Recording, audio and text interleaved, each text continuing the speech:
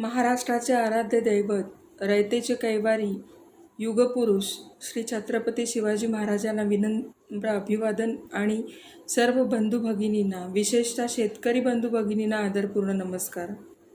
अतिवृष्टीमुळे हताश झालेल्या शेतकऱ्यांचे दुःख पाहून मन गहिवरून येतं. पण निसर्गापुढे आणि निसर्गाच्या प्रकोपापुढे कुणाचं काही चालत नाही.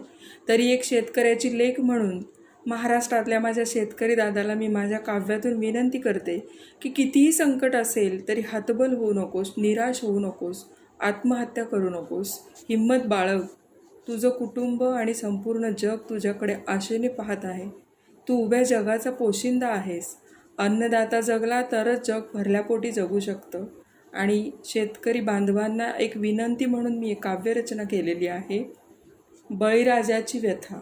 काव्याचं शीर्षक आहे बळीराजाची व्यथा. कवयित्री उज्ज्वला आशालता यशवंत देशमुख, रोहा, रायगड. नको हतबल होऊ शेतकरी दादा, नको हतबल होऊ शेतकरी दादा. हिम्मत बाळग, तू तर उभ्या जगाचा पोशिंदा. नको हतबल होऊ शेतकरी दादा, हिम्मत बाळग, तू तर उभ्या जगाचा पोशिंदा. राब राब राबतोस भुदासासम शिवारात, राब राब राबतोस भुदासासम शिवारात. सोनेरी पिकाचंच स्वप्न असतं तुझ्या डोळ्यात, सोनेरी पिकाचंच स्वप्न असतं तुझ्या डोळ्यात.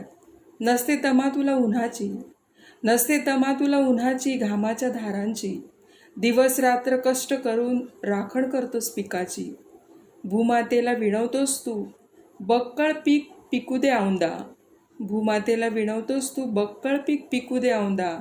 हिम्मत बाळग तू, तू तर उभ्या जगाचा पोशिंदा.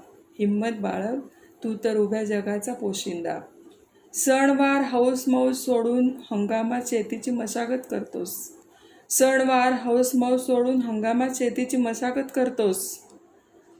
शेतपिकावर कुटुंबाचं भविष्य म्हणून कष्ट किती करतोस. दाणेदार पिवळ्या कणसांना पाहून सुखावतोस, दाणेदार पिवळ्या कणसांना पाहून सुखावतोस. जे पेरलं ते उगवलं, कष्टाचं सार्थक झालं म्हणून धरतीपुढं लोटांगण घालतोस. जे पेरलं ते उगवलं, कष्टाचं सार्थक झालं म्हणून धरतीपुढं लोटांगण घालतोस. तुझ्या कर्तृत्वाचं तेच सुख पाहावंसं वाटतं सदा सर्वदा, तुझ्या कर्तृत्वाचं तेच सुख पाहावंसं वाटतं सदा सर्वदा. हिम्मत बाळग, तू तर उभ्या जगाचा पोशिंदा. हिम्मत बाळग, तू तर उभ्या जगाचा पोशिंदा.